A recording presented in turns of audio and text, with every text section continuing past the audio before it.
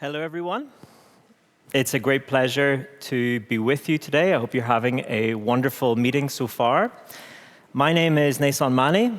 I'm a researcher on the commercial determinants of health based at the University of Edinburgh and the host of the podcast, Money Power Health, and the editor of the book, The Commercial Determinants of Health. So it's a great pleasure to be moderating this panel today. Special thanks to WHO Europe for organizing this session. I just want to briefly introduce my panelists and how the session will proceed.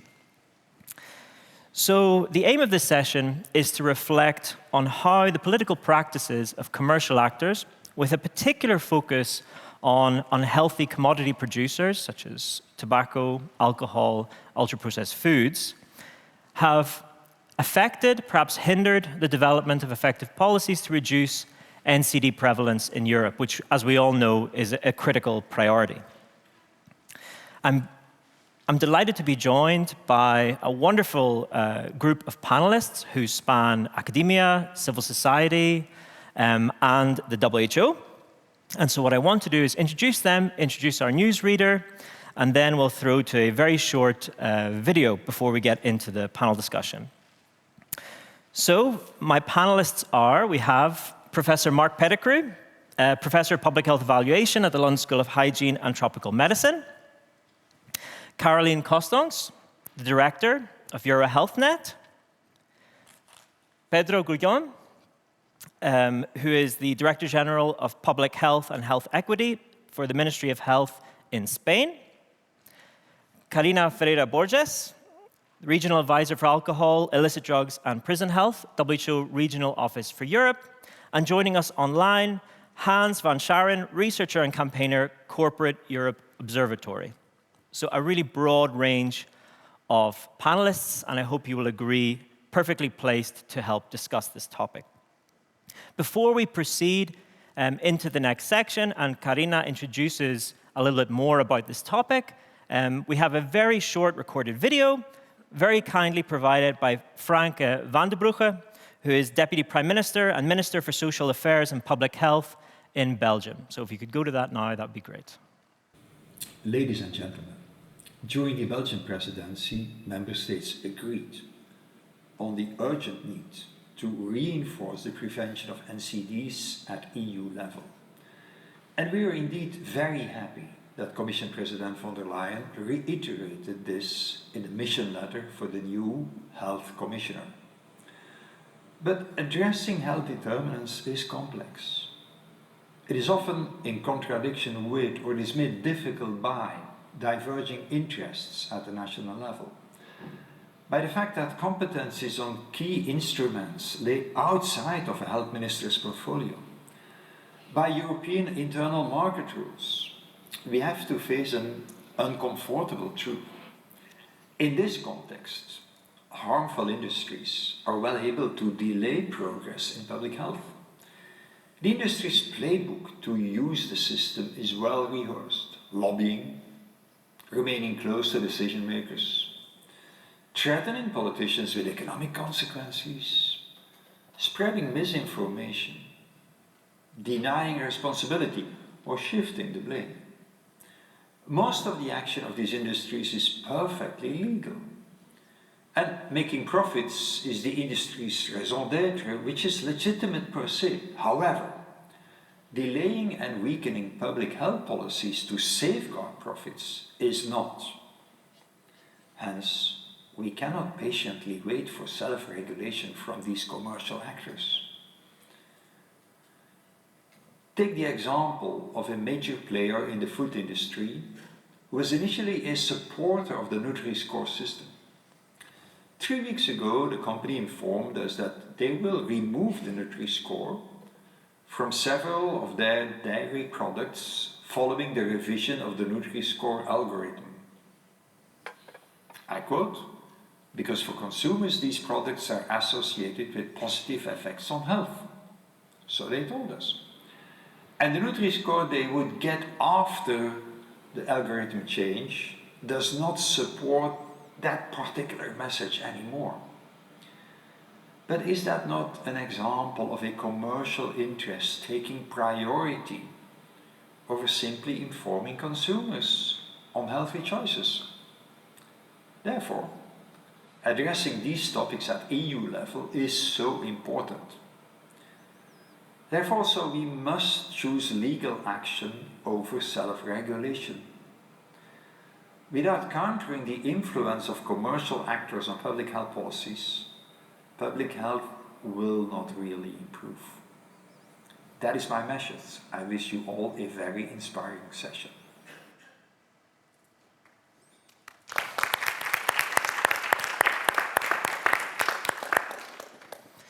Incredibly powerful words, but I hope they resonate with everyone in the room and hopefully help us see that just as identifying the agonist that binds to a receptor in the human body as the basis of finding treatments is part of evidence-based medicine, so too identifying the lobbying activities or meetings that occur at the level of government that prevent meaningful policy is part of evidence-based policymaking.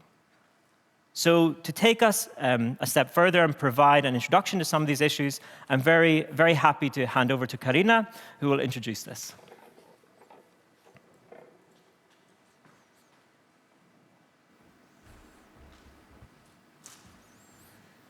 Thank you very much, and good morning, ladies and gentlemen. It's a pleasure to be here today. My heart, is full of joy, really, to be able to address this topic in such an important forum, and also to have a starting point so easily explained by our dear minister that, really brought a very clear example. I like plain and clear language, and I hope that, my introduction, I will be able to do the same and set the scene. So let me start by talking a little bit about the complexity of the environment where we move today in the world and in Europe as well. So we know that a relatively small group of diseases and conditions is responsible for a huge part of the burden of disease that we face in our region. NCDs cause about 90% of the death in our region and are responsible for 85% of the years lived with disabilities. This is a huge toll that we support, and we support in our health systems that are facing many challenges, as you all know, in terms of the workforce, in terms of their capacity to deal with the challenges and the multiple challenges that they face. A large portion of these deaths, however, are attributable to preventable and completely modifiable risk factors, such as, for example, unhealthy diets or lack of physical activity, consumption of alcohol, tobacco use. And politicians, and we heard how difficult it is to put health in the political agenda, we know that they are faced with a lot of challenges. They have a lot on their plate. Our regional director has been talking about, the fact that we are living in a perma-crisis. I think we are all aware that, we see crises every day, and politicians do need to address these different crises. So they are, in fact, and as you can see here, in this Global Risks Report in 2024, just their attention is really, across so many other areas, so many other priorities that they have to address, that it makes it difficult for chronic health conditions, although they are a priority as well, to take the lead because they represent a huge toll of mortality to the region. We have been, maybe next slide, I don't know where the pointer is, great. In the European region, we have gathered the member states and we have started the discussions. Not started, we have continued the discussions, but basically, looking at progress made in reducing the huge burden that we see. And this has been a continuous of progress, but we have reached a point where we are basically in the verge of having in 2025 the UN High Level Meeting on non-communicable diseases, where the member states will be reporting on the progress made in their commitments to reduce, this huge burden. So they will be asked to tell and to report back on the progress. And what we have seen is that this progress has been very small. We are 50 weeks, I would say now, 50 weeks. This 51 was when I did the slide last week. 50 weeks before this UN event. And I would say that the clock is ticking. The time for action grows even shorter. 50 weeks means very short time. And to emphasize this urgency, the European region has launched an initiative at the regional committee in Astana called the 100 Weeks Initiative, Race to the Finish, that basically looks at the opportunities to reduce this premature mortality through the application of quick best buys, and next slide, and also, so race to the finish, accelerating progress, but also looking ahead to the future and looking for the unfinished and long-term vision, which is about the need for generational shifts. If we talk about obesity, we know that the next generation is going to be faced with a huge toll in terms of their health and the impacts that this will have in their lives. But why haven't countries been able to progress? Why is it that this decision was made in 2011, that non-communicable diseases were an important matter in public health, was a major toll in terms of the deaths and mortality and disability, and yet no progress has been made. We're 50 weeks away, and we're still saying no progress. Why is it?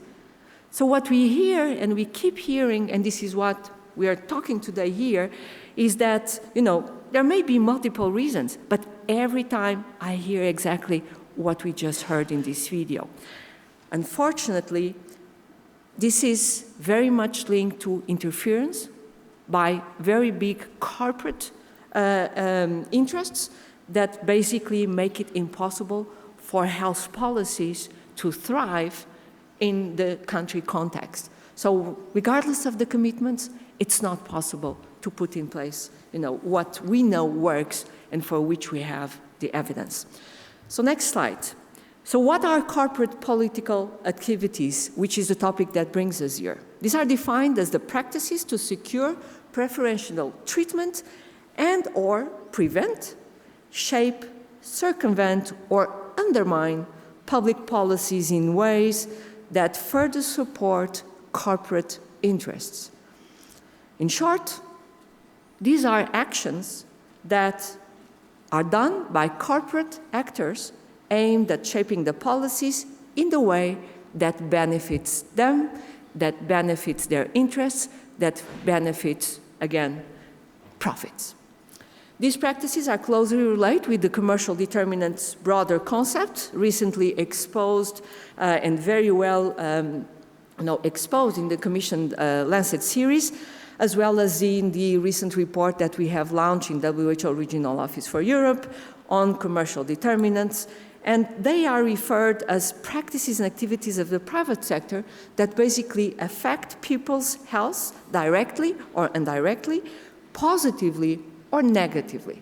Unfortunately, what we see is that while commercial determinants can work in a positive way, well, most of the times for public health, they really, act in a very negative way, where the corporate political activity is in the large majority leading to negative outcomes on health, and, as we heard, tend to delay or tend to erode policy implementation where it already exists.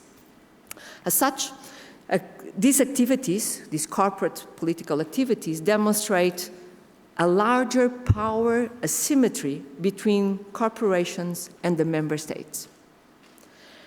And these power differences are so large, many times bigger than countries' GDP, money that is invested only on lobbying activities being, and profits bigger than countries' GDP.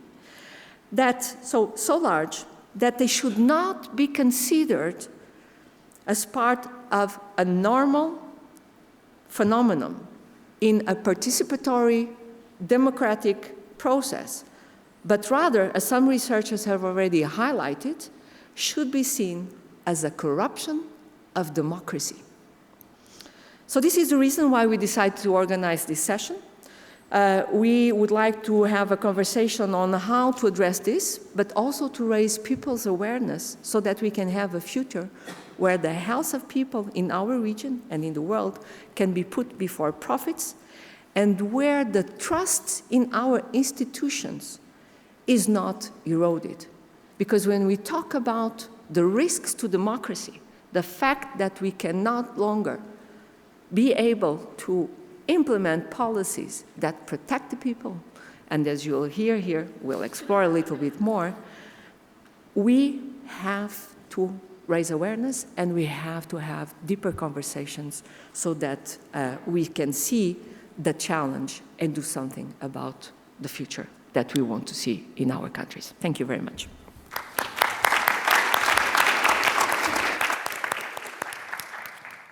Thank you so much, Karina, for providing that overview and introduction, underlying the importance of these issues. In terms of next steps, I'm going to go to the panel and ask for each of their perspectives to help introduce the problem. If we have time, we'll throw to the audience for a question. We'll then move to discussing potential solutions with the panel, and then we'll have a longer Q&A. So please don't worry about not getting your question in that first session. So first, I'd like to go to Professor Mark Pettigrew. Just thinking about what we've heard and thinking about the kind of academic perspective, what kinds of political practices by commercial actors do we see in general, and what, if any, are the similarities and differences between tobacco, alcohol, and nutrition fields? Thanks very much, Nathan. So I should say that there's a group of us at the London School of Hygiene and Tropical Medicine have worked on a number of different industries, Nathan and actually Martin McKee, who's in the audience, and Chiara, who's behind him.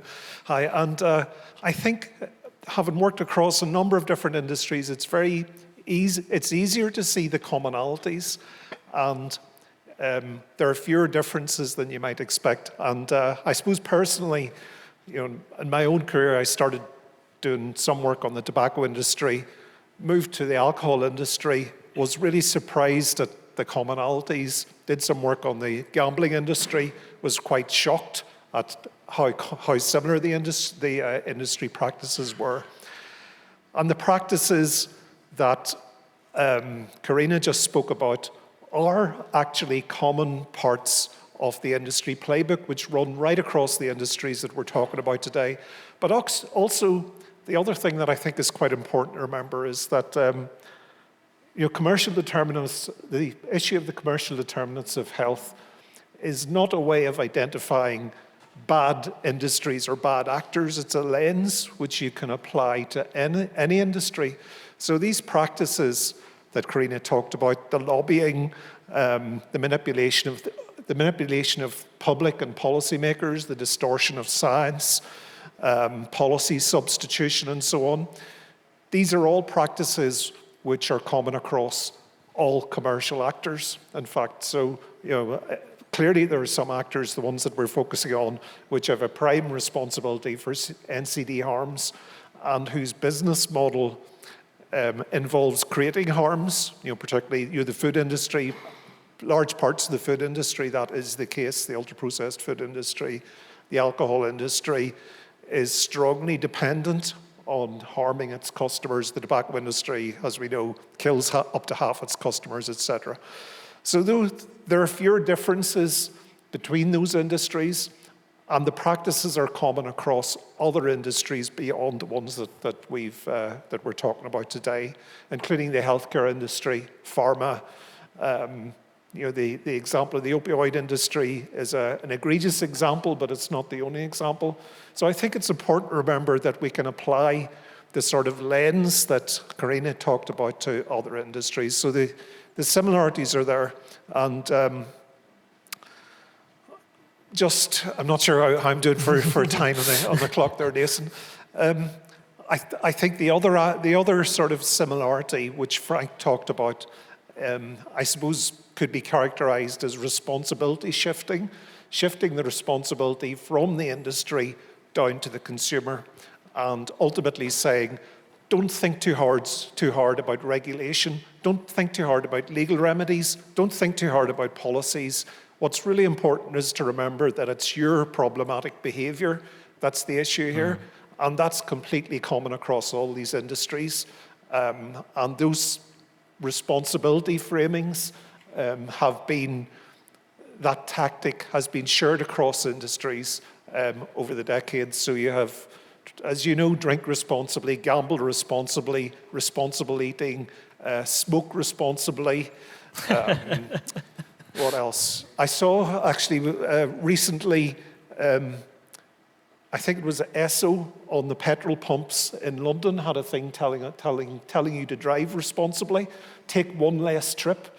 So, you know, there was nothing on the petrol pump about how you shouldn't extract any more resources from the planet and destroy ecosystems. You should just take one less trip and drive responsibly. So the practices are shared. I've probably said enough, so I'll stop there. Thanks. Thank you very much, Mark. And again, I guess really understanding the breadth of evidence that now exists across these parallels is really powerful. Shifting to the member state perspective, I wonder, Pedro, if you could explain a little bit about your experience from the member state side. Do you think member state representatives are getting pressured or influenced in this way? Could you give some examples of how you have maybe come across this in your own work? Short answer, yes. Yes, of course we are pressured by the companies. I think this is, I'm going to talk about my personal experience dealing with this in Spain. We have came across in the last year since I arrived as General Director with a new tobacco plan for the next years, and also an alcohol and youth law that is now debating in Congress. So I think I put my shoes in in the water with the pressure of the companies. I would say that even though we have the beautiful commercial determinants of health framework, from the perspective that I have received, which is not all the commercial determinants of health, because they pressure all the individuals, and we have talked about before how they try to change the narrative in that. But I'm going to talk about how I received different pressure, putting some examples of what has happened in the last months. The first one is trying to have direct pressure, which is the easiest one. The companies go and say, hey, please change this law. And that happens. That happens. The power that we have there is to say, no, we are not going to hear you. And that's what we have done. Like, I'm not going to sit with Philip Morris. Sorry, I'm not going to say that. You're a company that only sells poison and death. We're not going to sit with you. Why do we want to sit with you? But that's something that happens. And we in the ministry have received pressure from even demonstrations from especially the vaping industry, all the people vaping. It was funny to see a demonstration in front of the Ministry of Health of people vaping, but well, that happens a lot. And then in social media, I've also seen a lot of pressure especially in Twitter. It gets crazy every time that we have something of tobacco. They create bots, and they have all the money from also the tobacco industry that they fund them. So it's kind of crazy.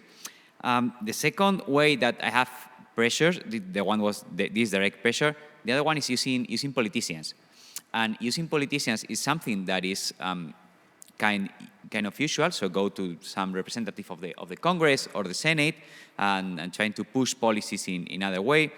That's not been the main case in Spain, but they use another politicians or another policymakers. They do not go to, I don't know, representative of the Conservative Party. They do that, but at least I do not receive the pressure from that. But they go to other ministries.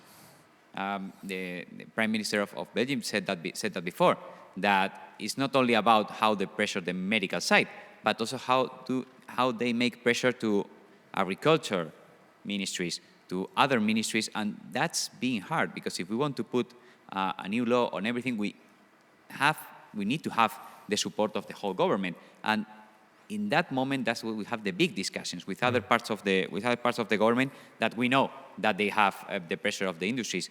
As an example, some other departments in the government, they sent me what would be like the amendments to the plan of tobacco, and they sent me the Philip Morris argumentarium. The same one. Just putting out the name of Philip Morris. And I knew that because I have received the Philip Morris before, and I said that puts it. But I have received from other parts of the government, so that's hard. And the third one, I would say that they use different kind of stakeholders, and that's something that is not something that they did before. That's something they have started to do in the last years. What do I mean by using different stakeholders? The first one is that they try to use scientific societies. I will put the scientific just in that, but they try to use scientific societies. I was meeting with different scientific societies of lung disease or different diseases to talk about this tobacco plan, and it came one that I didn't know from before, and they did a great speech about the importance of doing laws against tobacco, but they talk about, but vaping is good, you should move to vaping. And then, oh my God, I look at the webpage, and then they have all the money that they have received. Also, in this using stakeholders, they have done something that is really into politics, that is buying people that used to work for the government. They used to work for the government, and they not work like openly for the industry. They just go, meet, they participate in different think tanks, and then they try to introduce this agenda. And they have done that. It happened with a friend of our Secretary of State, that he had a cafe with a friend, and he realized by the end of the talk that he was trying to push the policies. They said, yeah, but you're being too hard on this. I think we need to go slow. What do you think? And he found out that he was working for Philip Morris. So that's really, really hard. And finally, for finishing that, I think three things that have been helping me in dealing with this, even though after that we'll go to the solutions, is that first, you have to know everything that happens. So stay confident. Things like this happen. You cannot eliminate that for sure. You have to stay in your position. And then having a community and civil society to support you, and also having the political will and the support of your government, of course. Thank you so much. That's fantastic. I'm conscious that we're running a little bit behind, so we might move straight through the first Q&A if we need to. But it's really great to get perspectives from member states, from academia. And let's move now to civil society. And I want to ask you, Caroline, what do you notice in your work in bearing witness to unhealthy commodity industries and their influence on policymaking at the EU level? Yes, thanks for the question. Indeed, the fact that there are substantial delays in some crucial files of the European Beating Cancer Plan, I think that says it all. I mean, the alcohol labeling regulation is stuck, the regulation on food labeling is stuck, the directive on tobacco taxation is postponed. And when you talk to member states, you say, oh, well, but the Commission is really not moving. But when you talk to the Commission, they say, well, the member states are not moving. And I think in reality, it is a power game between different sectors in member states as well as in Commission, as you were saying, Pedro. And the lobbyists, they know exactly which sector to lobby. So at the European Commission, we know there is a power struggle between DG Santé and DG Agri, DG Trade, DG Growth. And the lobbyists are really very smart because they know exactly who to go to. An example, what DG Agri did, they just set up a high-level group on EU wine policy. They met early in September. They bring together representatives from member states and from the wine companies to discuss challenges that the wine people face, I mean climate change and so on, but also the decline in wine consumption that is happening, and they are discussing how to increase wine consumption. The same in the parliament. The oldest intergroup in the parliament is on wine, spirits and quality food, which is ultra-processed food, of course. And an intergroup is a group in the parliament where policymakers or members of parliament across political parties come and discuss topics with stakeholders, which are the companies from the wine, spirits and ultra-processed food. And we have to think, okay, what intergroups do we want to set up? Because this intergroup is now being re-established for this existing mandate. So indeed, we see a lot of influence from the alcohol, food and tobacco lobby. And as Pedro was saying, they also come disguised in think tanks or in other associations or with researchers, so that the policymakers really do not know what messages comes from whom. And I fear, looking ahead at this mandate, that it will be easier in a way for lobbyists from these companies to get engaged in policymaking, because Ursula von der Leyen herself, in her political guidelines, was stressing that she wants to make things more faster and easier and simpler for businesses. And we also saw with the publication of the Draghi report on boosting competitiveness. It is about removing red tape, have less regulation. He wants to set up an investment fund, a big head to invest with public and private monies, which in a way is good, but he wants it to be underpinned by a business-friendly industrial strategy. And that we know what that leads to. We know that there are plans that they want to have a competitiveness test for policy proposals, which means that a lot of the proposals that are important to us, from the European Beating Cancer Plan, but also proposals to reduce pesticides, proposals for sustainable food laws, or a proposal now on a directive on reducing psychosocial risks in the workplace. These proposals will all be delayed, buried under other files, or even not happen altogether. So we feel that that is a real threat looking ahead. We think that competitiveness is important. We want also a strong European economy, but not competing with the US and with China on the detriment of climate and people. We want a race to the top. We want to uphold our health values, our social, environmental values, and we have to work hard to make that happen. And that's why I think working on the commercial terms of health is really very important for us, civil society, together with those policymakers that want to work with us.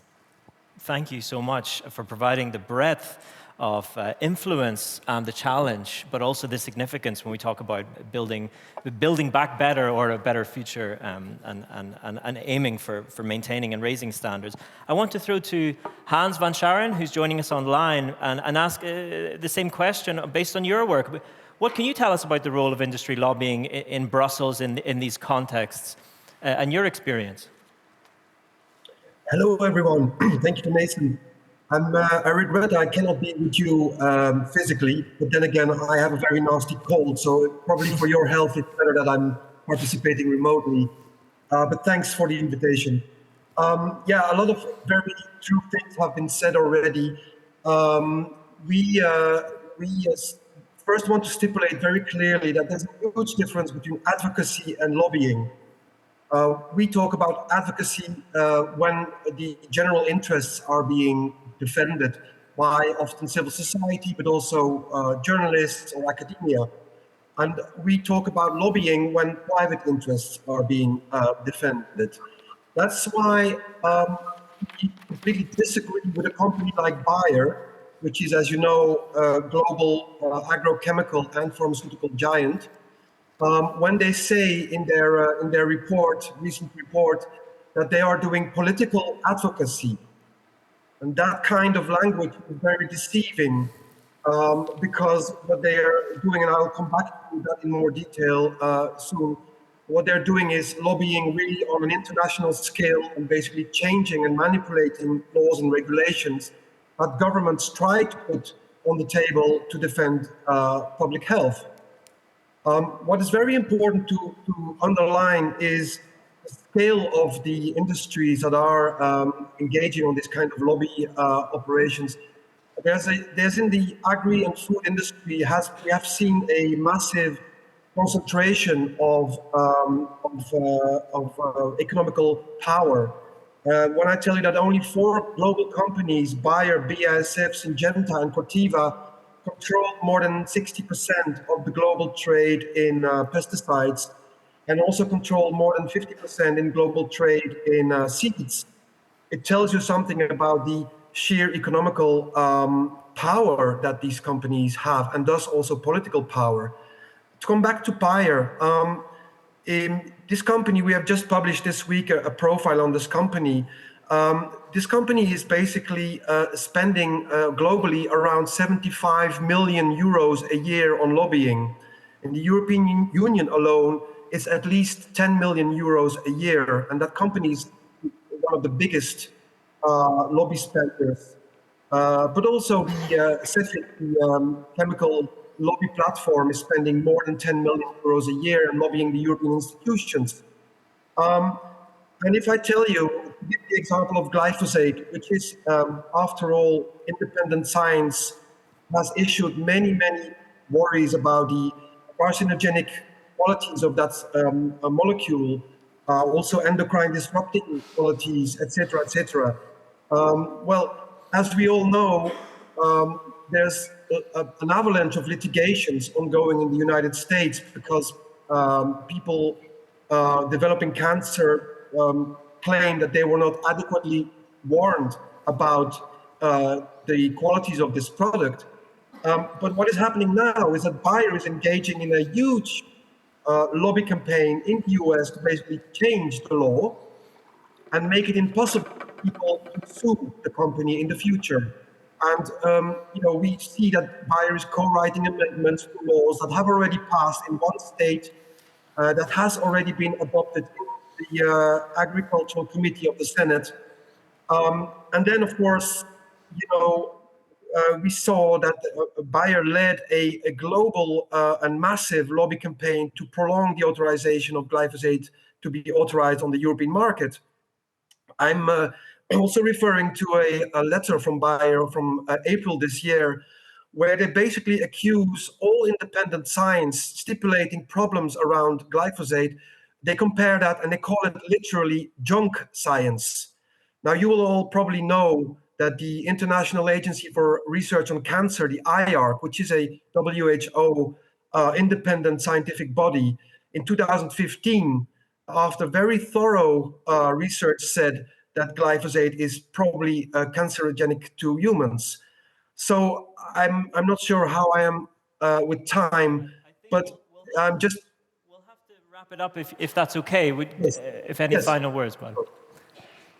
Well, I'm just giving this example, but there are many examples of chemical substances that are being unregulated. And basically what the chemical industry or the food industry is doing is copying the tactics of big tobacco, which is basically to detract, delay, or derail completely any regulation or legislation that is in favor of public health. And it's very worrying. And I completely underline what Caroline has said about the new mandate of the European Commission, which is very worrying indeed, because it looks to be all about deregulation and competitiveness as a mantra, which is not looking very well for public health and the environment. Sorry for being long. No. Thank you so much. Thank you so much for highlighting that. I'm conscious that, in part because of the importance of these issues, that we all have a lot to say.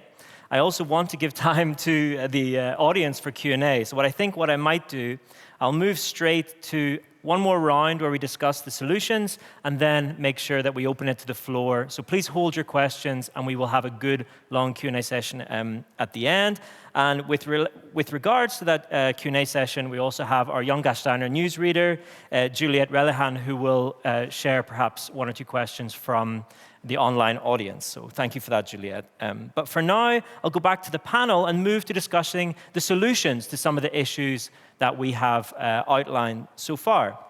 And if I could ask you all to be a little bit more brief in your remarks, if possible, as important as they are. So back to Professor Pettigrew.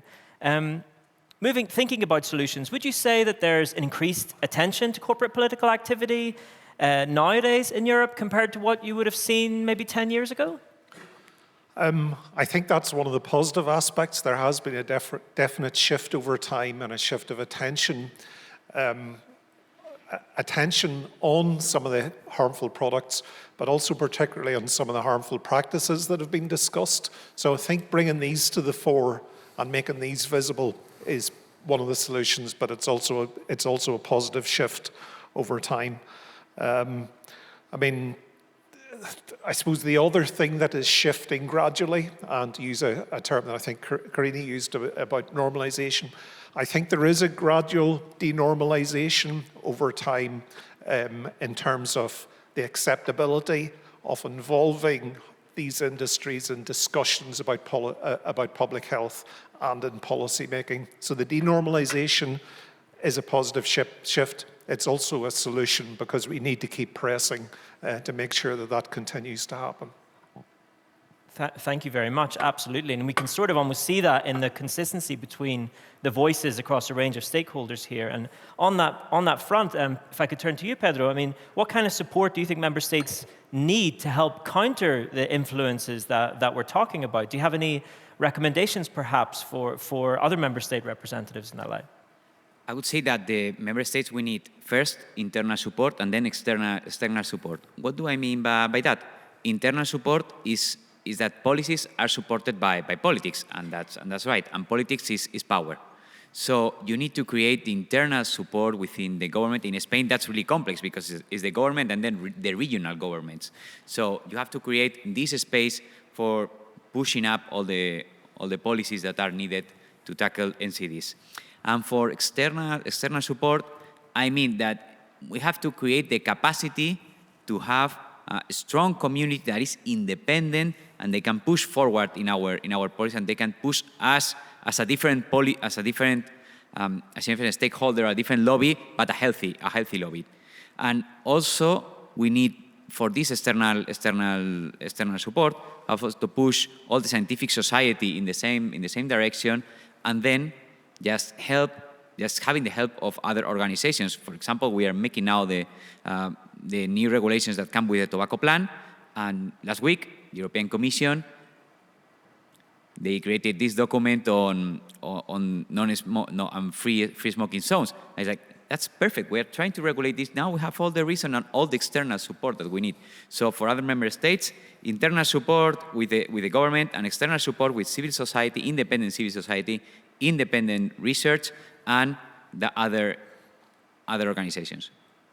Thank you so much. And in that light, thinking of some of those other organizations, Caroline, what types of support do you think civil society can provide to policymakers, including perhaps raising awareness of some of these activities? Yes, it is raising awareness and also indeed evidence on the health impacts of the proposals. But the difficulty is that we need to work across policy sectors, as you are saying. So it's not only the policymakers in health, but the policymakers in all other sectors. And therefore, it's important for civil society to build wider coalitions for advocacy. So Your Health, for example, is taking part in several alliances, for example, on the well-being economy, or an alliance on health and climate change, because then we can avoid fragmentation and we can really join forces, because obviously our resources are very limited. Secondly, I also think that we need to work better with academia on law, so experts on health law. As Frank van der Broeke was already saying, we should see whether we can change the internal market rules, so that exemptions are possible based on public health. For example, I feel strongly to create healthy food environments. I would not want to have fast food opening restaurants in front of schools, but at the moment there are no legal instruments that local authorities have to ban fast food from that because of the internal market. The internal market allows free trade, free business, and business can settle anywhere. But obviously this is a huge, huge thing, so it feels a bit like David and Goliath. But we do need to work with with lawmakers. And a third example actually is what was discussed in a session yesterday on the impact of social media on mental health of young people. There's a clear opportunity now by Ursula von der Leyen because she feels strongly about this.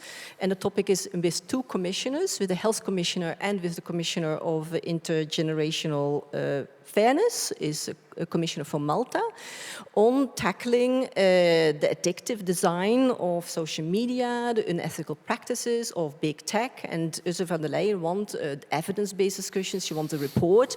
So we need to be there because no doubt big tech have a lot of money. They will be there also with why it is all fine to have the social media, which is also fine, but we need to point out what is the evidence for the harm, and we need to also come up with regulations. What do we want? We want to regulate influences, what we heard yesterday. Martin McKee was leading the discussion. So there are opportunities, but we have to join forces and be there on the stage where things happen and where decisions are being made. Absolutely, yes. And thinking of that resource imbalance and the need to join forces with civil society. Hans, if you could maybe also briefly comment on what your perspective is on what types of support civil society can provide here. Yeah, to repeat the saying of David against Goliath, there's 30,000 lobbyists in Brussels. The total budget amounts to billions. When I tell you there's 60,000 civil servants making laws and regulations for all Europeans, and that we are a lobby watchdog in Brussels with 12 people having a budget of 1 million a year, that shows you a bit the the power balance, right? So that's why we work together. We need to work together with, as Caroline said, with other NGOs, which we do a lot. We have to work together with academia, independent academia, and we need to work also together with investigative journalists. And I really think the work of media is incredibly important. Also there's a lot of commercial pressure in getting out independent, solid information. By the way, I urge you all to read this Friday a new revelations about the lobbying of agrochemical industries worldwide. It will be in The Guardian and other newspapers around the world. And finally, maybe a last word on lobby regulations. There are some good lobby regulations in the European Union, but often they are poorly implemented. And that's really something, that's really a battleground for us and should be for other people as well, for policymakers. And for example, the famous Framework Convention on Tobacco Control of the WHO, with the famous Article 5.3 saying that, you know, health policy officers cannot meet with tobacco lobbyists or tobacco industry people. Well, that kind of firewall approach we are propagating for the fossil fuel industry with our fossil-free politics campaign. And now we are trying to launch the same idea with the chemical industry, which we call the toxic-free politics campaign, and basically denormalize further the very cozy relations that a lot of these industries have, the privileged access they have with our policymakers and politicians. Thank you so much, Hans. Really important work in pulling these themes together. And from the perspective of the WHO, Karina, maybe I could ask you, what kind of support can the WHO offer to member states and these other stakeholders that want to know how to deal with these kind of activities from unhealthy commodity industries? So we've been working on different fronts. First of all, I think that, you know, raising this awareness among the different stakeholders of what is it that it's at stake, how is it that it all comes together, you know, what are these commercial determinants, why is it that it is important to have it as a lenses to look at what can be a threat to evidence-based policies, to, you know, to science. When you have, you know, all this power imbalance that can corrupt science, you know, can corrupt, again, the democratic institutions that we trust. So raising that awareness has been some of these, initiatives that we've been doing, and you can see here we have published the report on commercial determinants on non-communicable diseases in the European region. We are working on the global report, and my colleague Monika Kozinska is here on the global report, and we've already issued some some resources on this as well. It's really about raising this awareness, bringing the evidence as well on these commercial determinants. We have also been working on a different front, which is about the playbook. We know that the tobacco control industry has a playbook, so we will be publishing a playbook also, the alcohol control playbook very soon, that will support also member states in addressing these common arguments that look so nice but yet are not based on science, to support on many of these questions that are raised in a daily basis, where it's so difficult, you have so many other priorities. So how do I, in a very short summary, address some of these arguments that come to my desk in a quick way? So we hope to be able also to support the member states on that, like we did for the tobacco control. And these are some of the examples. And again, this power imbalance is so big that one of our roles has been also to bring together, the researchers, policymakers, civil society, academia, so everybody, because we are really facing a power which is, just eroding our democratic also institutions. Thank you. Thank you so much, Karina, and I think that I love the fact that you've brought it consistently back to this is not just about health, but this is about preserving democratic processes and fairness as well. Before we move to questions, I'd just like to give a round of applause to our panelists for fantastic responses.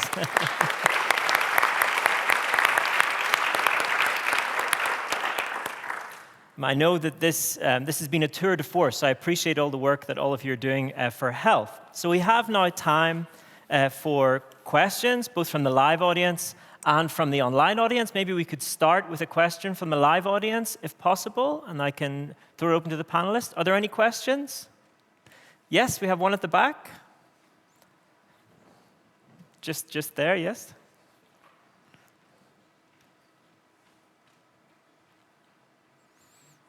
Hello, can you hear me? Doesn't seem to be on. Is it on? Okay. Oh, you can hear me. Okay, brilliant. Hi, I'm Elizabeth from the British Medical Journal. I wanted to ask about the issue of the revolving door between government and industry, and how do we tackle that, and are there any examples of where that's successfully been tackled? Thanks. So that was a question about the revolving door and whether there are any examples of the revolving door, the idea that there's this revolving door between policymakers and I guess key private sector actors. Would anyone like to attempt that question, panelists? We think. Yes, we can, to give you a moment to think about it as well. Should we take another question from the floor then? Yes.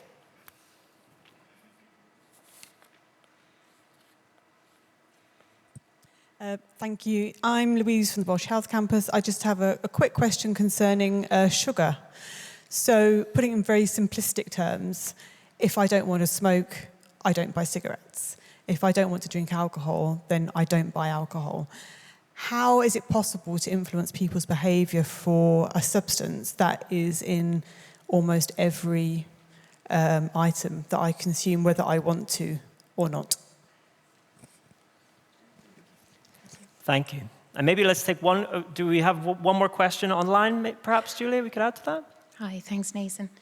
Yeah, I'm going to give you two questions from our online audience, which may be linked. So it's, why are governments not regulating the industry more? And how can we make the lobbying efforts of industry more visible to the wider world? Sorry, what was that last one? How can we make the lobbying efforts of the industry more visible to the wider world? It remains a hidden world. Thank you. So making lobbying efforts more visible. Yeah. Fantastic. So 4 great questions. How do we deal with the revolving door?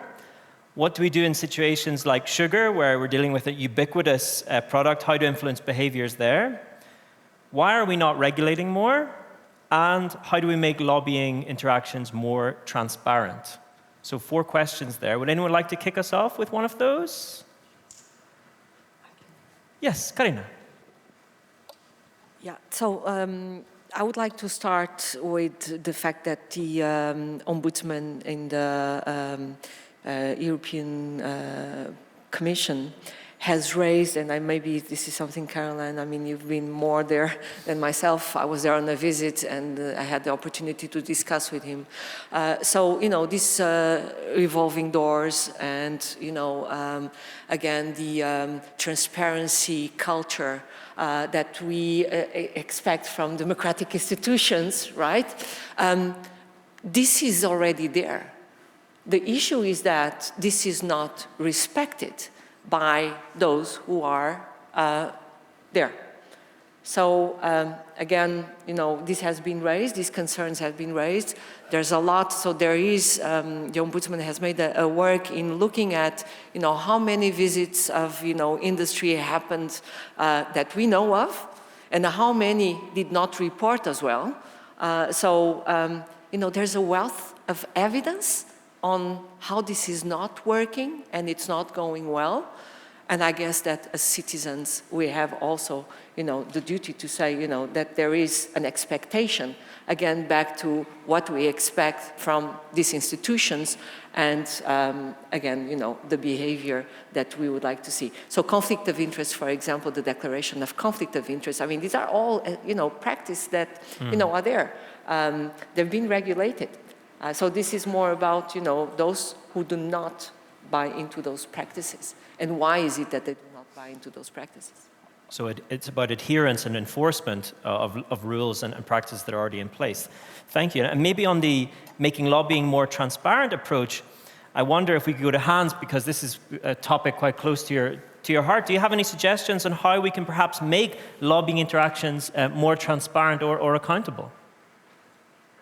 Well, of course, at the core of our work, it's difficult to talk because I'm hearing a lot of very strong feedback. But what I said already is that we try to work very closely with investigative journalists all over Europe or even worldwide, and basically, you know, sharing the internal documents that we obtain or information that we obtain, and yeah, hoping that they then take on those data and do their own work on the basis of those data. So yeah, it's I think also really a matter of political culture where politicians, you know, actively and openly, when it's election time, campaign for more transparency. And I think then finally also the citizens have a role to play by basically demanding that they are well informed and that politicians support, for example, those politicians that are in favor of more transparency and adhering to the rules, for example, on revolving doors, as was said already by Karina.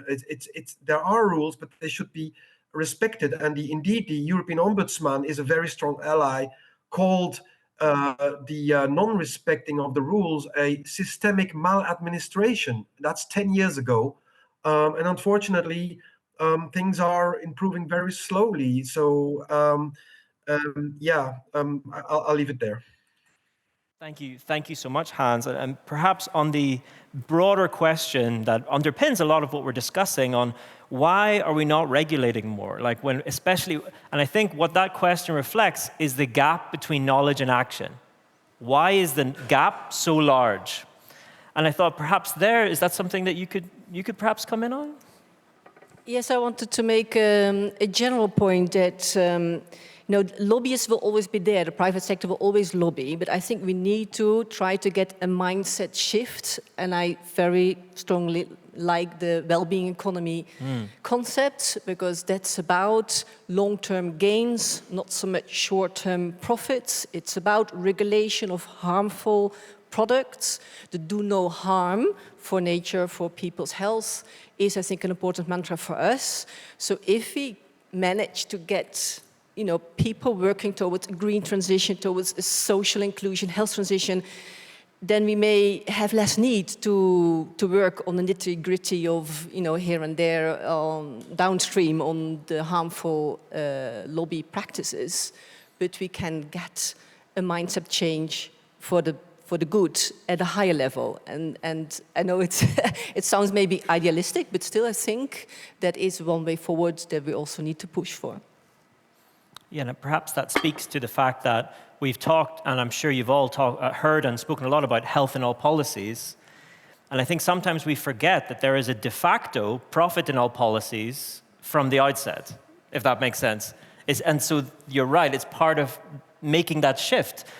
Mark, I was wondering if you might want to come in on this, both on this sort of making this wider shift, and also how we think about influencing behaviors or shaping issues where around sugar, ultra-processed foods, where there is perhaps a slightly different perspective in the mind of the public and policymakers as compared to tobacco or even alcohol. Yeah, I think that's a really interesting question. My immediate sort of reaction to that and to the discussion about influence behaviours was that I think public health is too hung up on behaviours and not enough on exposures. And I would reframe that question, like many others, as not how do we influence behaviours and get people to make better choices, and which is, I'm not saying that's what you were saying, but industry will reframe that. And in public health, we should always take those challenges and say, no, this is about exposure. And in that sense, sugar, just because we can see sugar, know what it looks like as a product, is not that different from advertising or other harms that we're exposed to. So I think there's always a tendency in public health, which is encouraged by industry, to shift back down, to slip back down to the behaviours that need to change. And so I think we have to keep pushing things back up to what's the exposure that needs to change. So if we, in terms of sort of sugar, I mean, ultimately it's about the content and the nature of the products that are created and formulated and promoted to the public. There's no amount of wagging our finger at the public about eating sugar that's going to work here, but the same applies to alcohol and everything else that we've talked about, and responsible driving and all the other nonsense. So that was one thing, and I forget what else you asked. Maybe I'll just stop there. We'll come back to you. Thank you. That's very helpful. Before we go back to the audience for a couple more questions, Pedro, do you have any thoughts on the topics covered so far? Yeah, I could agree with what Mark has just said, that we need to, well, I would add that we need to create the political ground to make these changes. And that's not easy. We're talking about alcohol, smoking, and then food industry, but I would take also car industry and fossil and all the oil industry. But the levels are really different. For example, why it has been so easy, it's not having easy, but why most government has focused on tobacco? Because that's easy. We are fighting a thing that only creates harm. That's so easy. That's so easy. But if we move to the food industry, we are fighting an industry that also has an effect in our lives, and that we need a food industry. It's not the same. We don't need a tobacco industry. We don't need that, but we need a food industry. So that changes a lot the perspective of the fighting and how they do the lobby. So it's not in the same level, and that makes it more difficult to do things with the food industry.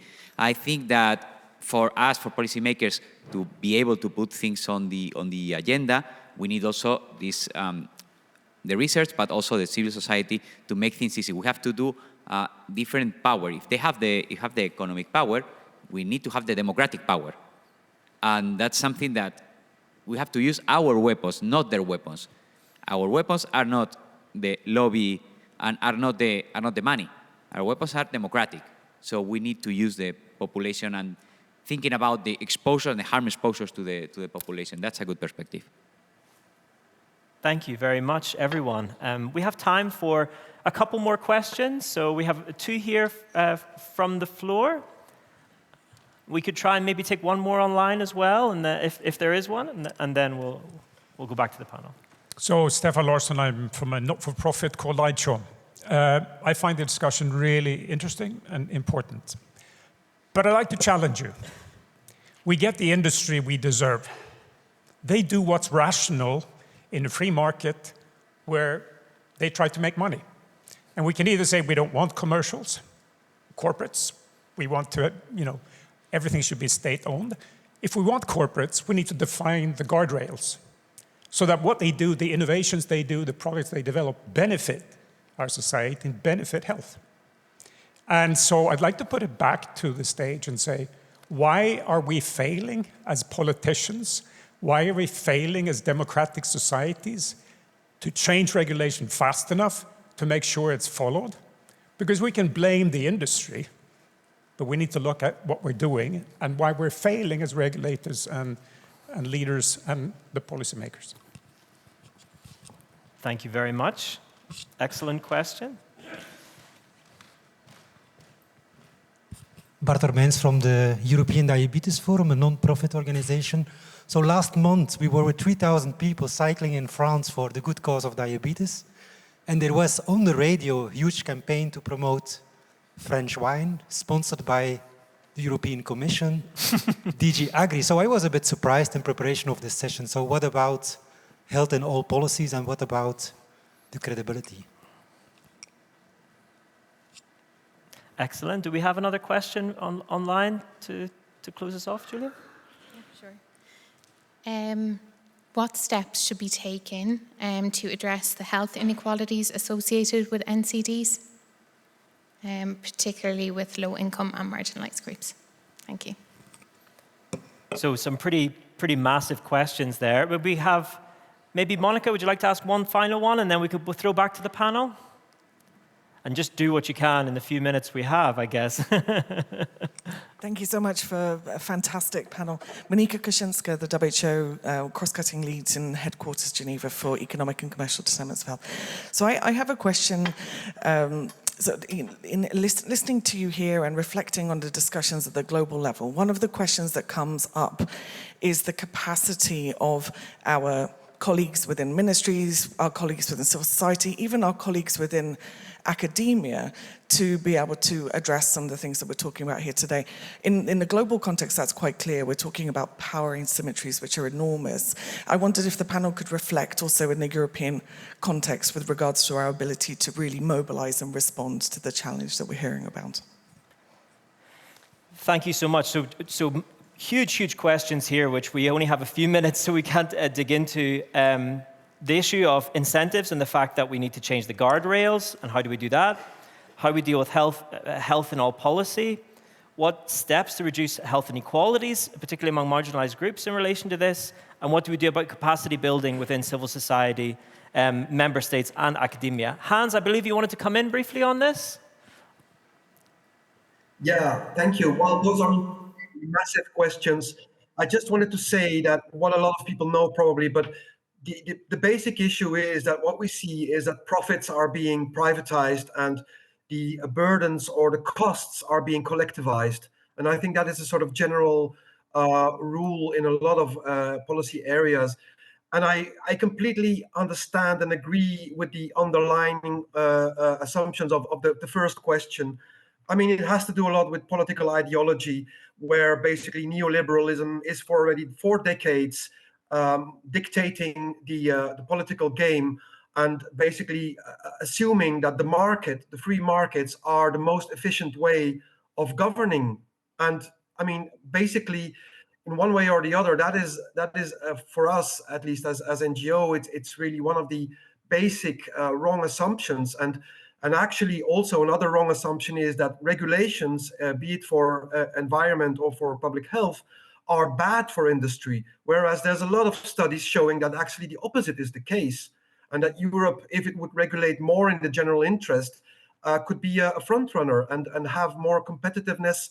But then, as my colleague said, in a sort of upgoing spiral instead of a downgoing spiral.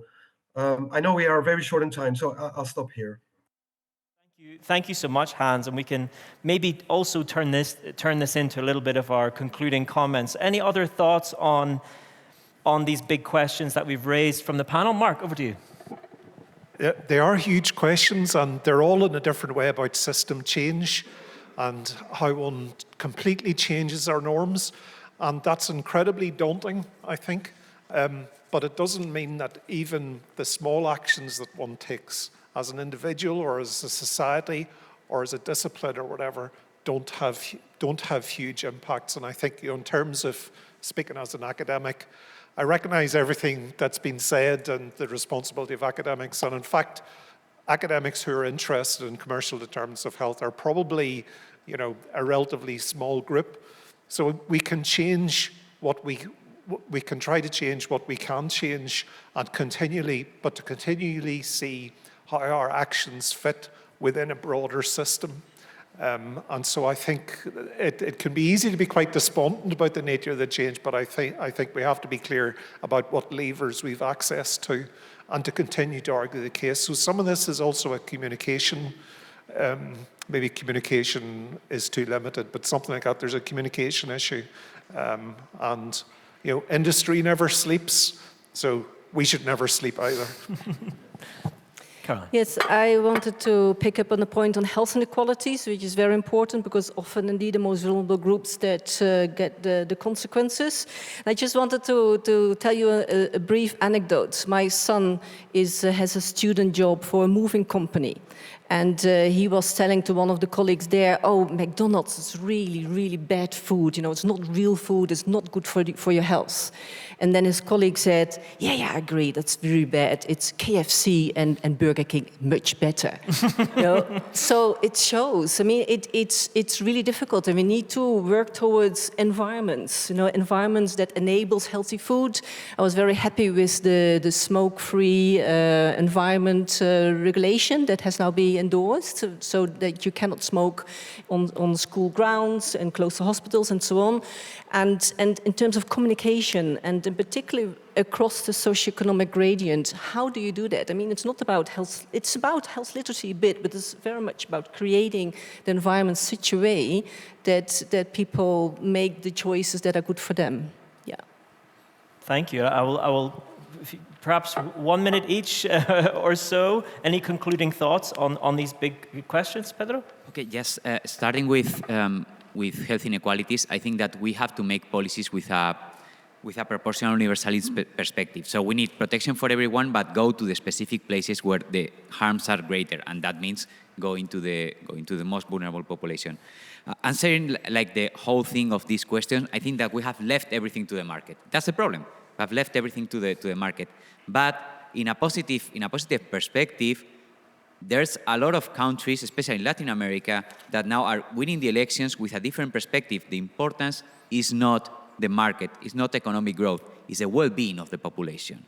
And that's something that is growing over there, not in Europe at least, because in Europe we have another problems with the far right, but there's an increasing interest in having the well-being in the center of the politics. And that's a change of narrative really hard that can put end to this era of neoliberalism. Thank you very much. The final word. Yeah, so everything has been said, economy of well-being, and there's been a lot of discussions and member states that are driving this agenda, so it's definitely where we should be putting, more efforts. Also recognizing that, as has been said here, industries are part of the social tissue, and they can do also, work towards better products that can, really contribute to the health of the people rather to harm the users. But again, just to say that this power imbalance and the concentration of power in very few corporate institutions is something that we need also to be attentive to and we have to address, because it will be very difficult, and Monica made the question, you know, what happens? I mean, it's very difficult when you have, and I give you the example, a minister, a prime minister that decides to put on places like Scotland, you know, we had 5 years of legal battles to be able to pass through a law that was about protecting the most vulnerable population on alcohol harms. And yet she had to use public money to fight for the right of these people to be protected, you know, in courts, instead of using this money, you know, that could be used elsewhere. But this was an important measure. Should we, as a society, accept that these industries undermine to the point of taking governments to legal courts, you know, on products that are, you know, the evidence shows that they are harming people? So is this okay? No, this is not okay. I'll end here. Thank you. Thank you so much. So that brings us to the conclusion of this panel. In closing, if you are interested in some of the questions that have been raised, because really this is just the start of a conversation and hopefully of interest for many of you, you can, of course, look into the WHO publications that were shared on the screen that outline potential actions and resources. You can look into the civil society actors that spoke today and organizations like them in your own country contexts.